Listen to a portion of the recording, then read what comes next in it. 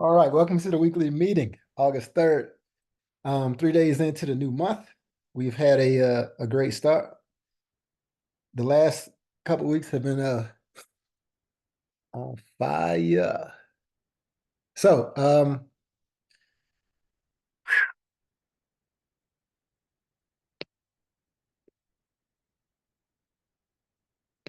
me screen share so I can. Is Andrew in here?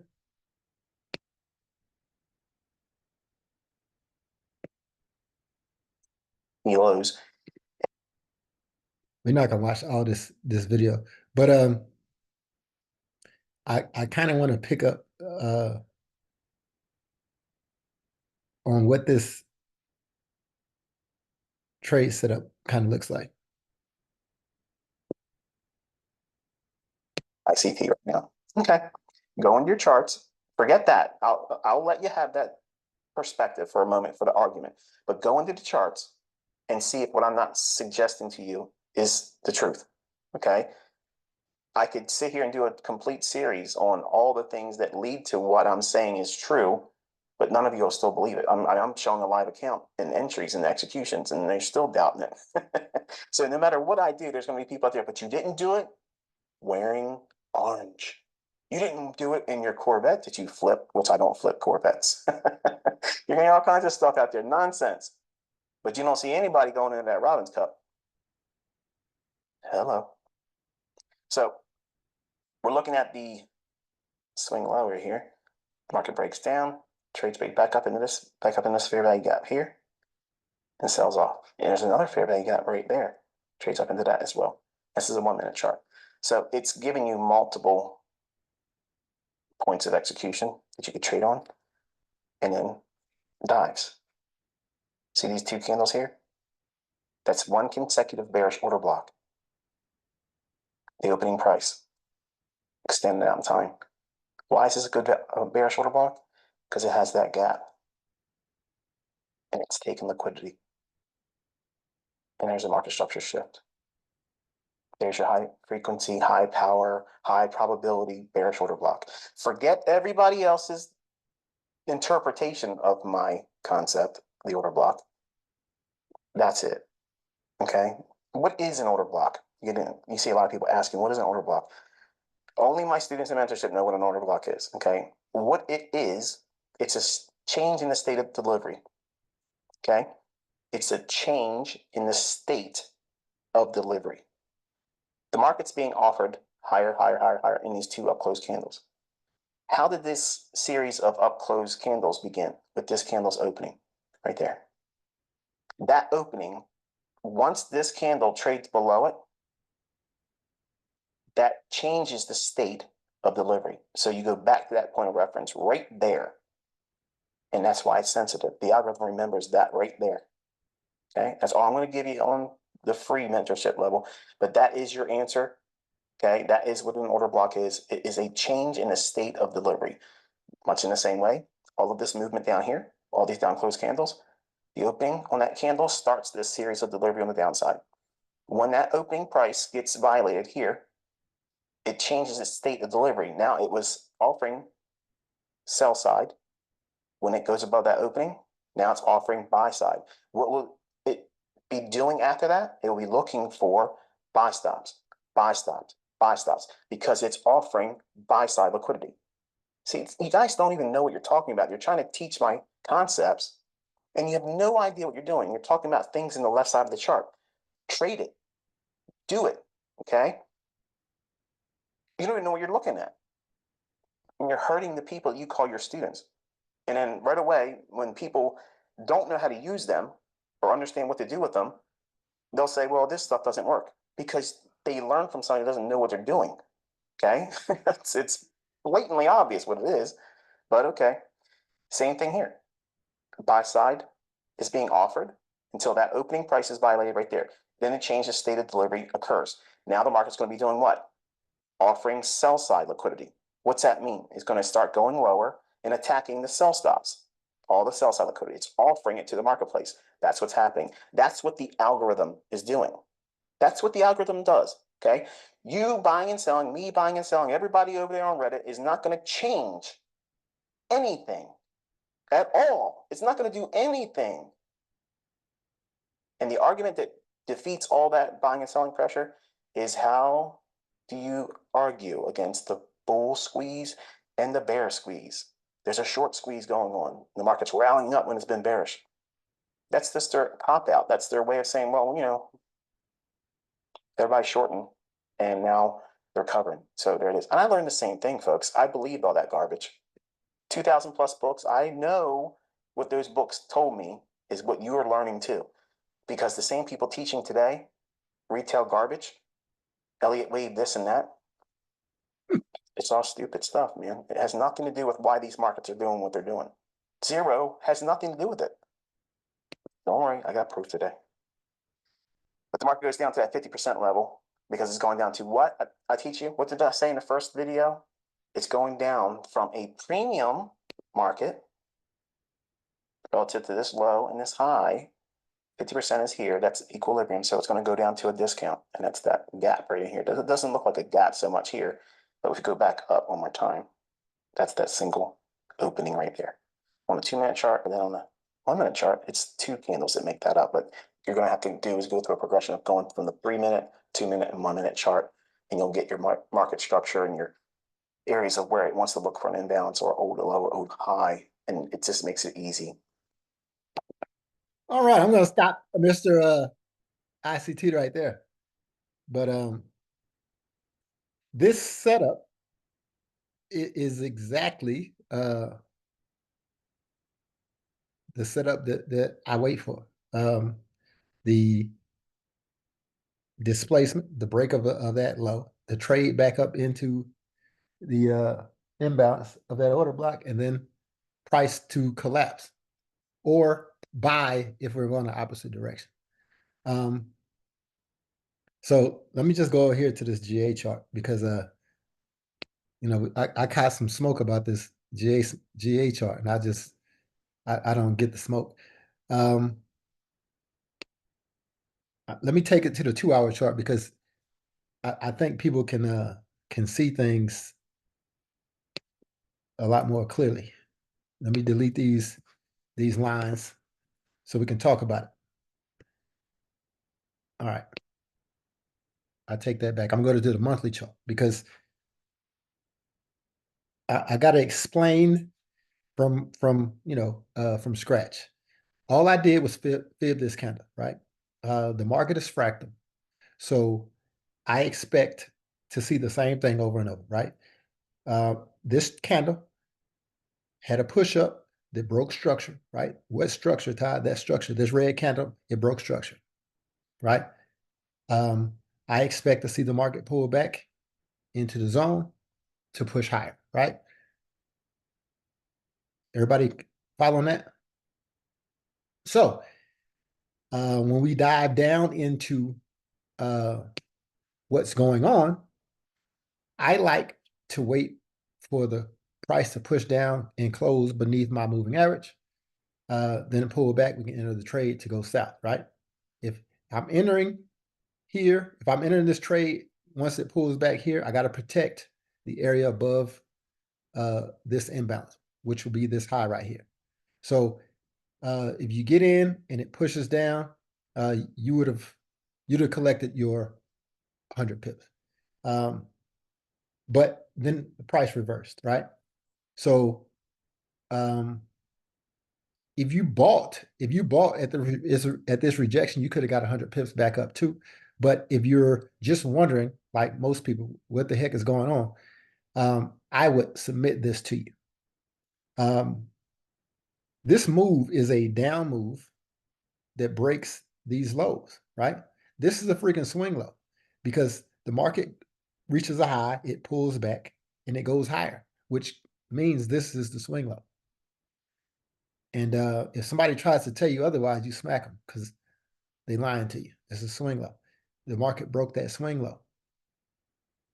When you break the structure, you expect a pullback and then the market to continue to follow through. That's the way I look at it. Maybe your favorite mentor doesn't look at it like that, or your favorite trader doesn't look at it like that. But this is what I expect, I'm gonna expect for this thing to turn and burn right around here. Why do I expect it to turn and burn around here? If I go to this 2-hour chart, you know,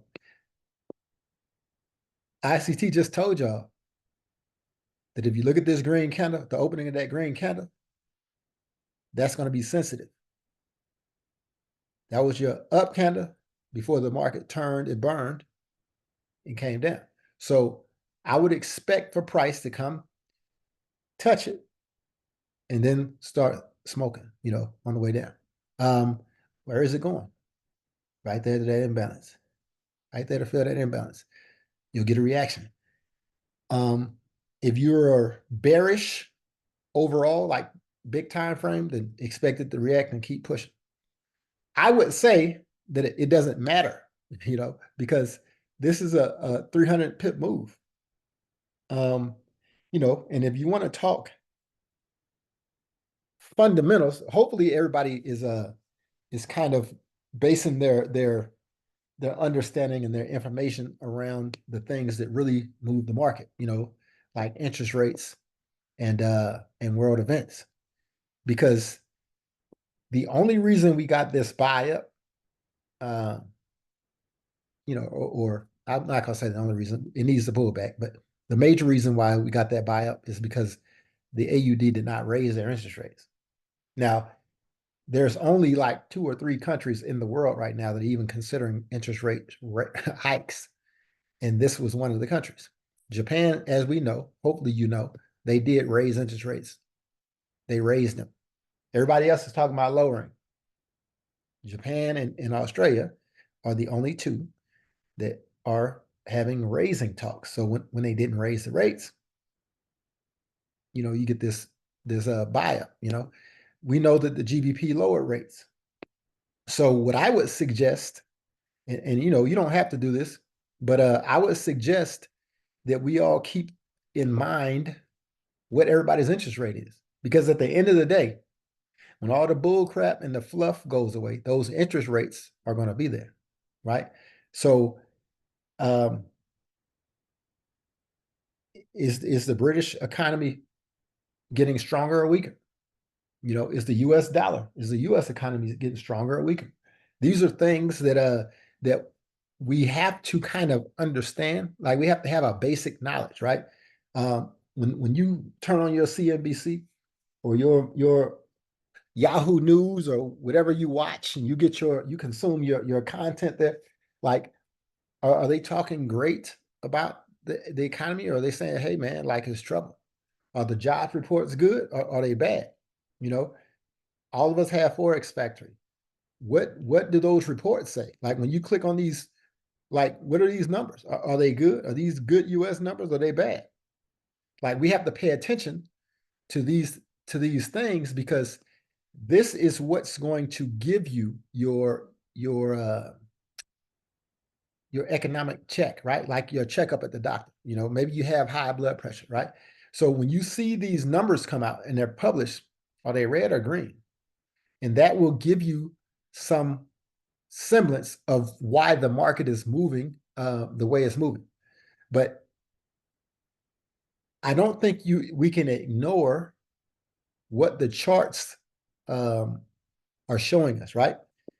For instance, if you're breaking swing lows, if you're just a technical person, your expectation is to get a pullback. How much of a pullback do you want?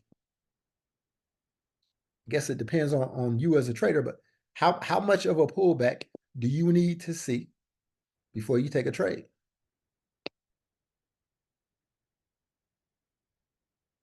In this scenario, we pushed down, we broke a swing low, the market is pulling back, it just hit our golden zone. I find it weird, odd, strange that R78 is just after that sensitive area that an old dude just said on ICT just said that in a video that we just watched at the beginning of this thing. I just find it awfully strange. It's a weird sort of coincidence. It's weird. And that 78 is right there where the imbalance needs to be closed. Now you can't make this stuff up. I mean, it's either there in front of your face or it's not. And when we start creating our own narratives, sometimes other people can get lost in the sauce. So just be solid on your on your on your explanations. And if you don't know, that's cool. You don't know. And if you have it, if and the trade setup is set up for you and you have it marked up, it doesn't mean that this trade is going to go your direction. But in my opinion, if you have it on good knowledge or this is you're trading a specific setup for a specific reason and you lose, that's a great loss. That's going to happen too. You're going to have great losses. But I would rather take a trade setup that is by the book for me than to take one that I'm not really sure about, right? So if I do decide to take this trade, if this trade becomes available to me, I wouldn't hesitate. I wouldn't hesitate to pull the trigger on this trade because it's in line with the way I trade, right? We got our displacement, right? This move down is the displacement. We have our gap, fair value gap, and we got our order block. All I'm waiting for is for the price to trade into that block and, close that gap, and then we off to the races. And this trade offers me, even if it just sells down to equal lows, right? Even if it just sold back down to where it came from, the market offered me 225 pips, right? 226 pips. So even if you're the type of person that doesn't believe that we're getting a monthly pullback to this golden zone, that's neither here nor there. It's not, for argument's sake, it's not either, it doesn't matter. All I'm saying is, in my opinion, the way that your boy just explained it on that mentorship slide number 3 was, this is where the tap in should be, and then it should sell. So that's my smart money explanation about this particular trade setup. And again, I kind of want to explain these factors. You have the order block, right? And maybe this bothers you because it doesn't look like an order block that I normally call an order block. Let me try to get you a better picture, and I can't really get it. This is as good as I can get the order block. And I know this is a little bit higher than down here, but the order block was right there. The 2-hour chart, I think, is the closest I can get it. This up candle and this pullback, that's an order block. Maybe it's a 2.5-hour chart I need. I don't know how to get this picture to show properly. Of 45 minutes, maybe.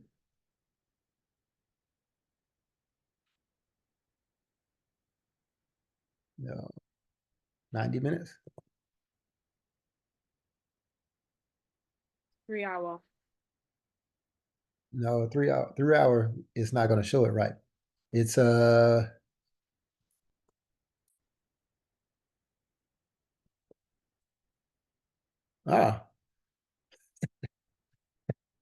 this is kind of close. 110 minutes. So anyway, this is the area that I would look to take the trade based on how I trade, right? Which is ICT Concepts, and he explained it pretty good. Now, mind you, he's trading on those minuscule time frames, which is cool. But my trade setups are taking from a much higher time frame, right? He's never going to talk to you about a monthly chart and a monthly pullback, but I can see it that way because this is the way I've done it.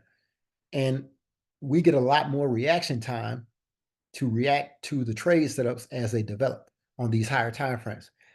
It's still the same setup. It's the same setup. Either the market is giving you higher highs, which it did. It was a high, it pulled back, and then it went higher. The problem is it came back and it broke this low. And now we expect this pullback to respect this swing high, right? So if I go to this line chart, clearly, this was a break of structure or the change of character right here. This was my chalk. When the market came down here and broke, that was my chalk. Now it's pulling back up. So if I fib from this top to this low, my 78 is going to be right around here. And that's where the trade should come back to for me to take a short. All right. All right. So I want to go over a couple more trades. Let's talk about the dollar and this nasty drop. All right. The dollar, we see we had the break of structure. I would like to see the dollar dribble back up into this area before it gets short again. So if the dollar does respect my my THOTS, my thoughts, and it pulls back, that'll be much appreciated. We have a daily order block. Again, I want price to trade back up into that order block, and then I want price to fall. So maybe you don't trade the dollar index, but the euro is a beautiful setup trade. All right. There's an untapped zone up here. I expect the price to pull back on the euro and then push higher up. You can fib this candle. It'll give you a zone here for price to go higher. If you noticed, there was an old order block on the weekly right here, and it just missed the tap in, right? The euro just missed the tap in. And so maybe you wouldn't have gotten to take this trade. But we'll talk about that here shortly. Let's just talk about this trade at hand because I want to put this out for people who trade like me. Okay, if I drop to the 4 hour, we can clearly see the imbalance in this candle, right? We also have the imbalance that continues down here. So if you're going to take this trade setup, I have my tool set to take this trade right here. But you have to wait until this is my area of interest, right? So, and I have this area of interest. It's basically just like you heard on the video. If you understand ICT's concept, these candles that push down is your order block. So this area is going to be your area that's sensitive to price, right? This right here is probably going to be where price turns. Now, does it mean it can't go lower? No, it doesn't mean that. But this area is where you're probably going to start seeing your reaction. Do you get a chalk? This is your POI, your point of interest. So you want to see if you get a chalk in this area and price turn and burn, right? Because this was a news-related event, it would not surprise me if there is some imbalance. And we can see that there is still imbalance down here if it turns and burns right around here. So if you're interested in a USD trade, probably a good area to look. And, you have a pretty good amount of pips that are available in this trade, about 188 pips. So this is a trade that I'll be looking at as long as the market is cooperative. All right, staying on the dollar. GU. Okay, so GU is a bit different. It's still the dollar trade. A few weeks ago, we had this bullish order block. As a matter of fact, I think it was a 2-week order block. Yes. So it was a 2-week order block. I filled this candle. This was my zone. This is my 78. And we see price came right down there and rejected right at the 78. A lot of times these trade setups don't get more perfect than this. So as you see inside our math here, this imbalance got filled. This is the imbalance that you could have saw in the 4 hour. It's at your 78. And if you would been prepared, right, to take your trade, you would be in the trade. If if you got scared and you just wanted to target getting into the trade and you entered after we broke this low, that's still a good entry, right? You would have protected somewhere below this 78, which is probably at the bottom of this 4-hour order block. You would have still been good. Your stop loss would have had to be a little bit longer, right? You would have had a 100 pip stop, but you would have targeted at least to these highs, which is 266. I think we're probably going to go up here to about the 400 range. We're going to probably go up to this next zone. But if you would have, this is a 1 to 2.5. If you would have positioned yourself like without looking at this, without having to pay attention. But if you would have targeted these lows, it came down and it rejected. So maybe you would have got fooled into going long and you would have had to put your stop loss at the 78 anyway. And you could have got away with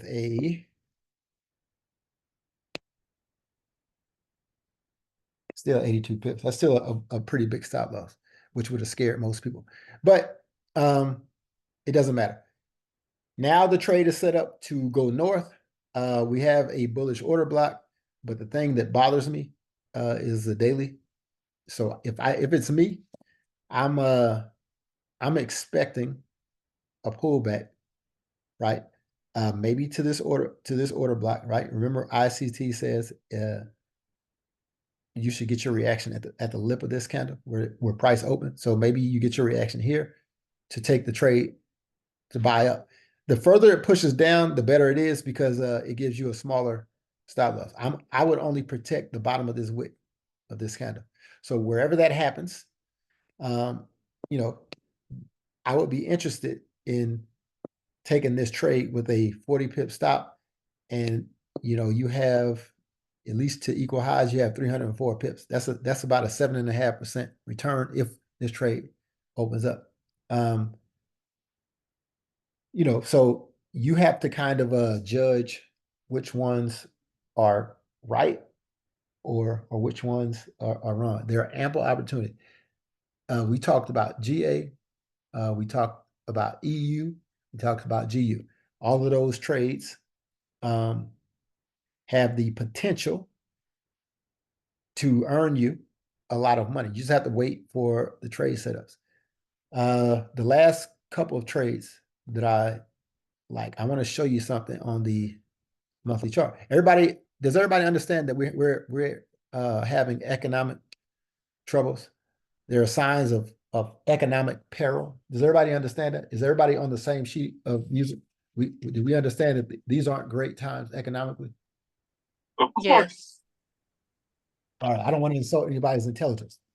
So for 3 years, we've been meeting on here. We talk about safe haven currencies, right? What are the safe currencies? JPYs, CHS, And the dollar. and the dollar. Okay, so we all know that the dollar still hasn't lowered the interest rate. We took a hit.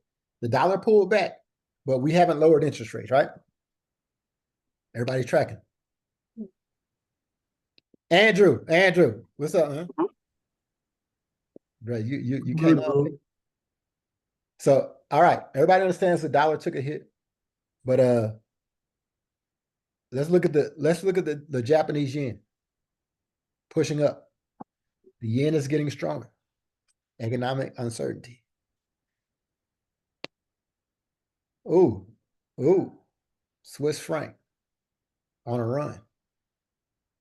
Jumping out the gym. Economic uncertainty. So if we have a good understanding of where our trades should be to have a high probability to succeed. What are the currencies you don't want to be buying during rough economic times? What is the number one currency you shouldn't buy? The dollar? Dollar. The pound, damn it. The British pound. It's the risky. Why the pound? The pound is the currency that's going to sell the fast. So let me just look at the British pound. British pound is Can pulling you back. say, can you say what were the other safe haven currencies? The JPYs and the Swiss franc, and what was the other one? The dollar. Uh, So this trade is going to unravel the fastest, the British pound, because it's considered the most risky asset, right? So outside of what the British economy is doing, if there's uncertain times, this currency is going to suffer the most. Does that make sense? why, you said? That's it. Because the pound is considered the most risky currency. All you got to do is Google this. You can Google this information. Whenever there's signs of trouble, the pound is going to lose most money. Whenever things calm down, this pound is going to run the fastest. That's why do people trade GJ? Because the thing moves a lot of pips. Every G pair, if you trade anything, okay. Let's look at this. Okay, I'm taking notes. All right. I told you it was two economies that was looking to raise interest rates, the Australian dollar and the Japanese yen. Yet, still, the Australian dollar is dropping draws against the chef. Because in a nutshell, like in a vacuum, things are brighter for the Australian dollar. But because there's an overhanging economic perilous moment in the world, right? The world and the US economy is looking bad, the world is looking bad. That triggers the strength of the yen and the strength of the. So you see these trades, if you look at any of these trades. But you said like GBP is not among the safe haven currency.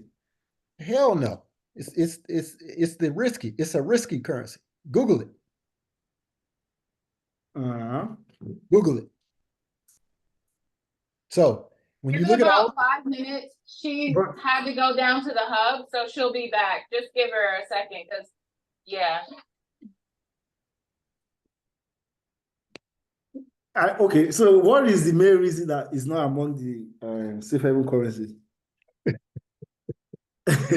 oh, hey, I know we have the Swiss francs, the USD, the euro, the JPY, did you Google it? British pounds, the Norwegian kroner, and Singapore currency.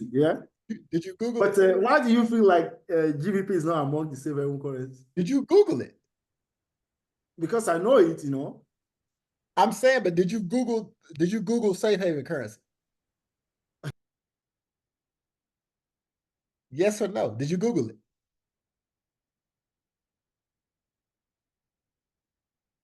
So No, he hasn't yet, I'm sure. okay, so look, y'all. If y'all see how I flip through every chef pair, and they're all doing the same thing. Draws is getting dropped. Like chef, the chef currency is the it's the draws dropper in times of economic peril. So safe haven.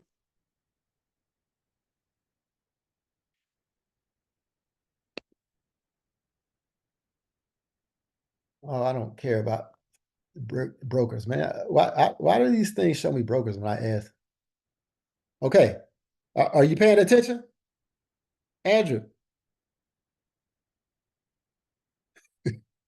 Bro, Yeah, I can see it. Yeah. Okay. Listen, I know this is not common knowledge to everybody. This is why we do this. I'm not trying to make fun of you.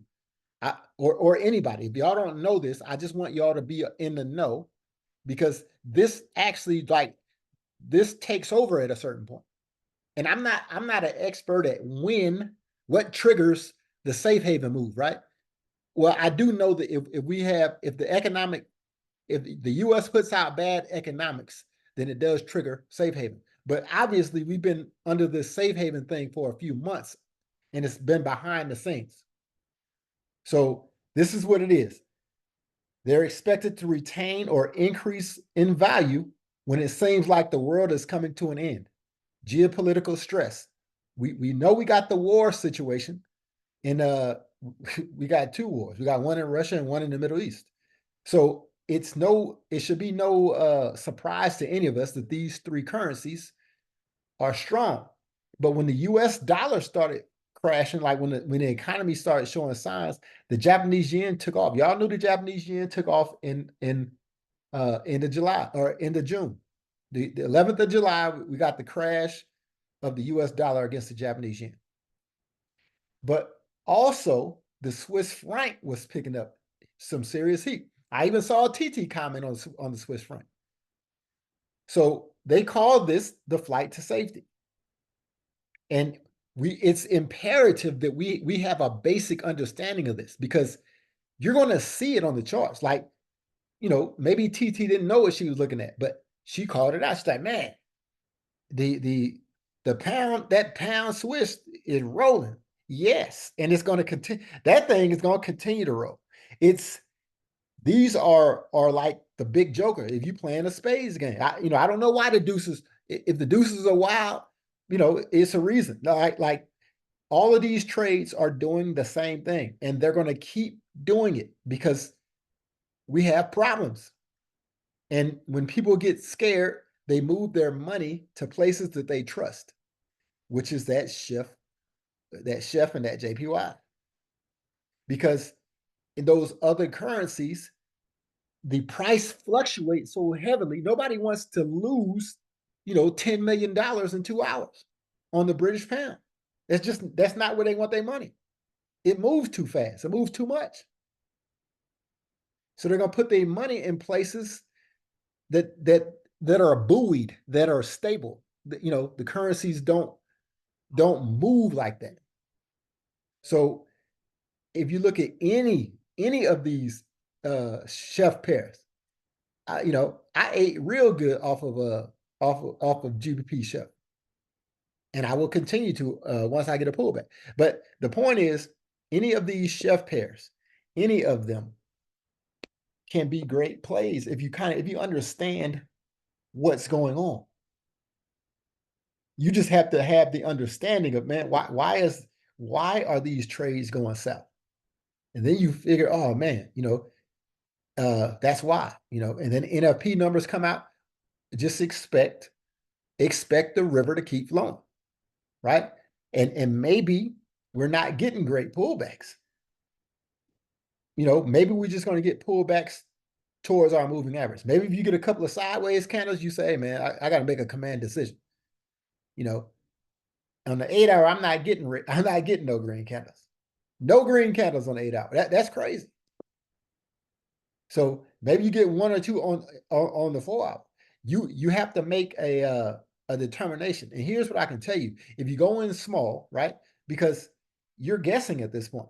If you go in small and it goes against you, you can trade water, but it's eventually going to pick you up because this ain't changing.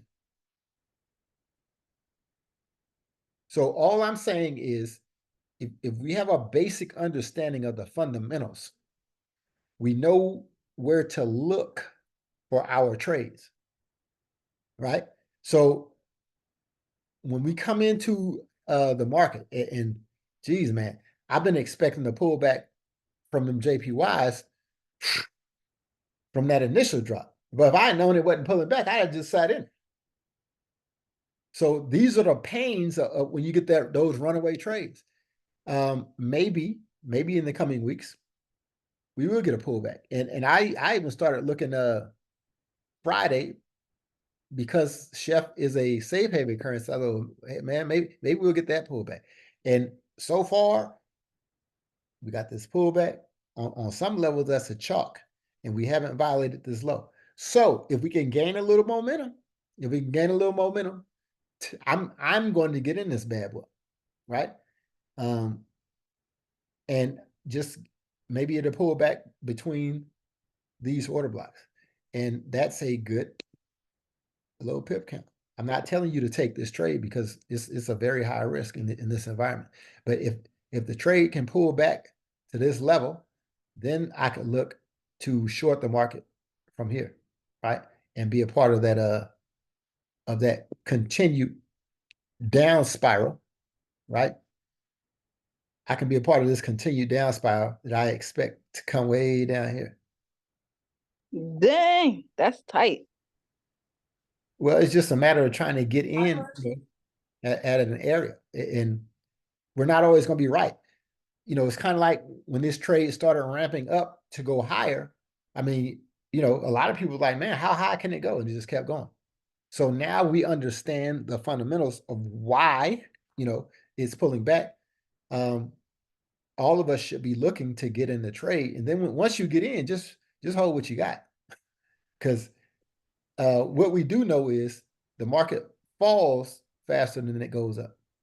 So, if we can get in this trade by December, your life will probably be changed. This was Elfie's pair, wasn't it? That's Elfie's favorite pair. I got to check on Elfie, man. Elfie been MIA. Right, we miss Elfie. So we got some good setups, or we have some good trades that we can take, and then we have some that we kind of dream to get in. There are a number of options, in my opinion, we have these options every week. We just have to kind of decide where is your trigger point. What I would encourage everybody to do is do a little fundamental work on the weekend, because I think the fundamental work will kind of reinforce your what you're seeing on the charts. And Malcolm, you said CHF sucks. I'm not going to disagree. See, chef pairs suck until it's uncertainty in the market. Then they're great. They're great. And I'll tell you another thing, Malcolm. You don't like the chef pair, but they pay like they weigh. The only pair that pays more than chef pairs is that nasty Euro British pound. I ain't trading that trash, but it's the only thing that pays more than a chef pair per pip. I guarantee you could trade GJ. GJ pay you about $6 per pip on a standard lot, $6.50. Chef is going to pay you like $1.11 or $11. Let's just look. Do y'all ever look at what y'all getting paid per pip? Probably not. No. Probably not. Y'all just getting. We went over this. We did this about a Well, month. hey, ago. listen. I know I go over. I'm just asking if you go over. I have not gone over that.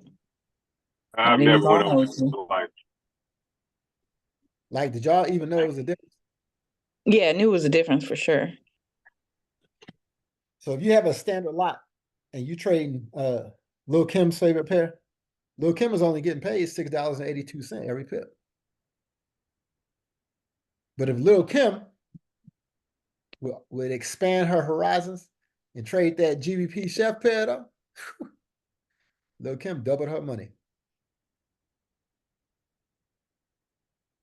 She getting paid $11.65 on a standard lot because G Chef paid like she weigh.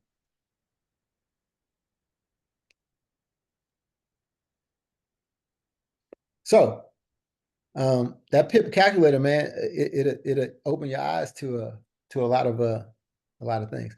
And these rates fluctuate; they don't stay the same. Like today, this is 11.65. It can be 11.72 tomorrow, or it can be 11.10. They're going to go up with the value of the currency, or go down with the value of the currency too. I want to also call your attention to this guy, man. Please save this guy. KN's Markets. All right. KN's Markets. He called that JPY trade unraveling, even though I had to go find him because half y'all was giving me a hard time. back in June when I told you that the JPYs was going to sell. And y'all looked at me like I had a horn growing out of my head. But he broke the trade. He broke it down from a fundamental perspective. So this guy has a lot of knowledge. And I was listening to something that he was saying this morning, and I went and looked at the charts. He was talking about the Mexican peso. And, you know, I of course, we can't trade this with most of our brokers. All right. So when I first looked at this chart, I fibbed it because it looked like a crypto chart, right? I fibbed from here to here. Price pulled back 88%. Now it looks like the market is running away. Then I thought about it and I said, no, that's not how I should have fibbed it. I should have fibbed it from the top. The market pushed down, it broke these lows. Now it's pulling back. So for those of you who will do your research, if you look at that video from KN's Market, he's going to explain why you want to be a part of this trade. There's a thing called a carry trade. And, you know, I'm not going to pretend that I'm an expert with carry trades, but the carry trade is only going to affect people who swing, right? If you're not a swing trader, then carry trades mean nothing to you. But if you're a swing trader, what happens is you incur fees, right? Those swap fees or overnight, you know, some people's broker charges them. If you hold it overnight, they're going to give you a swap fee every night, right? But what some of y'all don't realize is sometimes those swap fees are positive, right? All of those swap fees are based on what currency you're trading. And the way that KN's broke it down, you know, it was like a light went off in my head, right?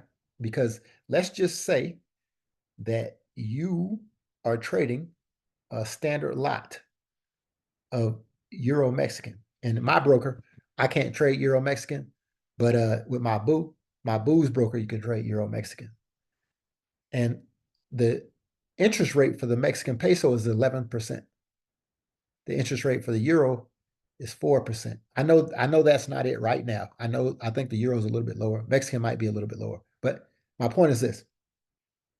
The higher interest rate is the Mexican peso. The lower interest rate is the euro. So what he was saying is if you buy the euro,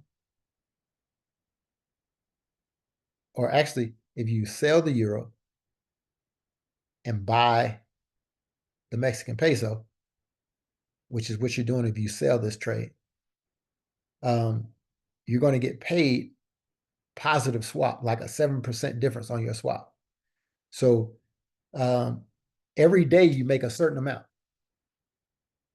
in swap, but also your trade is trending this direction. So if you had taken this trade way back here in August of the pandemic, right, and the euro is going down against the peso because you got these big money players that are holding huge positions. They're getting paid daily.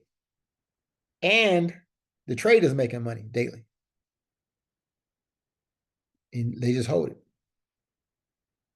Right? Now they take a profit. It'll pull back up. As long as everything stays the same, once it gets here, it'll be the same strategy at play. So that's kind of what we didn't understand about the euro yen trade. I mean, the US yen, every pair against the yen is the same thing. That's why USD, Japanese yen, GBP, Japanese yen, all those were going up against the yen because the yen had a negative interest rates, and everybody was borrowing yen and buying these other currencies that had a higher interest rate. And that trade just rolled out for months and months and months. And as Forex traders, we're thinking we're getting paid off. We're trying to make our money off the pip count. Well, those dudes who knew what they were doing, they was making the money off the pip count, but they was making, you know, hundreds of thousands of dollars every day in swap fees because they just take a huge position. So it didn't matter what the currency did that day. They, at the end of the day, their swap fee, they made 100 grand. You know what I'm saying? So imagine if you knew that your incentive to hold the trade is there. Now you're like, man, if I'm going to make money just by holding this trade, I mean, that's pretty awesome. So I didn't realize that, with carry trades, and maybe our specific broker doesn't operate the exact same way. Maybe you have to have a legitimate broker, but maybe your broker does. So it's something, it's worth looking at, right? The Euro Mexican, in my opinion, it's the same as the USD Mexican. Most of us, even people with crappy brokers, can trade the USD Mexican, right? It's the same trade pretty much. So when I put the fib from the top to the bottom, I'm just waiting for the pullback. Then I'll be interested in seeing if we're going to go for another leg down. All right, you guys have any questions? Hey, Andrew, when you're quiet, it make me nervous. No question. I'm listening. I'm watching you. All right, so the dudes, this guy is all fundamentals, right? Please go and subscribe to this channel. Just listen to what he's saying. I know he has that nasty London accent, but listen to what he's saying. I'm being facetious when I say nasty, but listen to what he's saying. He drops a lot of gems, and he doesn't pay attention to the charts. He's the only fundamentals. Like whenever he was telling us about the carry trade unwinding for the Japanese yen, I posted a video. As a matter of fact, let's go look.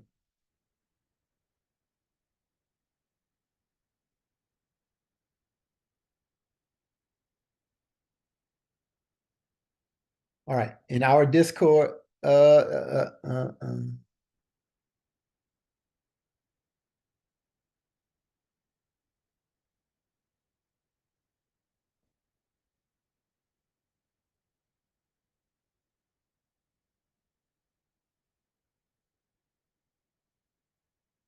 okay, so one day, this is June 16th. I think it was at this meeting. Y'all made me feel some type of way because I told y'all that we was gonna sell the yen at the end of that 6 month. This dude put out a video shortly after that. So I posted this video. And in this video, he says that he already entered into a Euro JPY short. Now this is on June the 16th. So he entered into that short before June the 16th. So I know he was getting crushed. He was getting crushed before then because if we go look at this chart.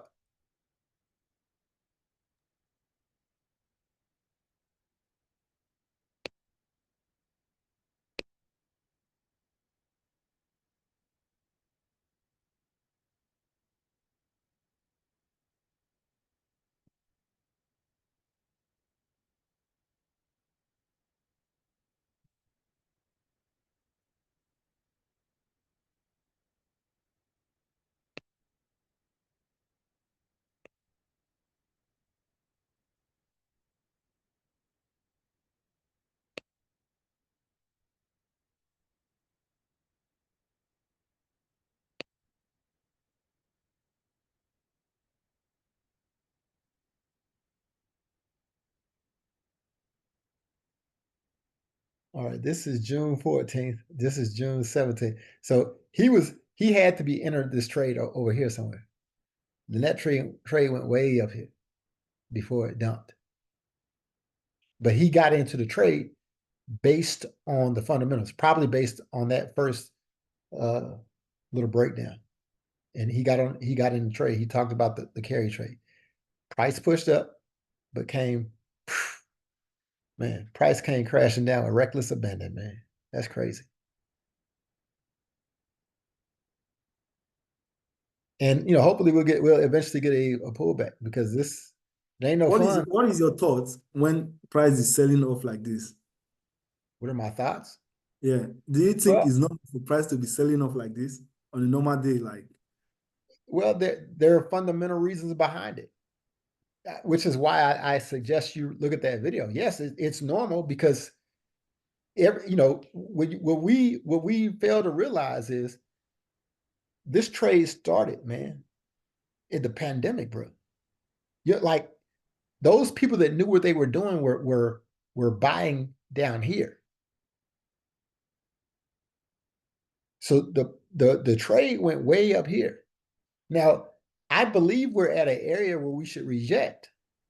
you said what JPYs, CHF are like the safe haven there. But during the pandemic, why were they buying? You said during the pandemic? Yeah. Well, okay. All right. I'm gonna stop this video just to keep it at an hour, and we're gonna talk about that.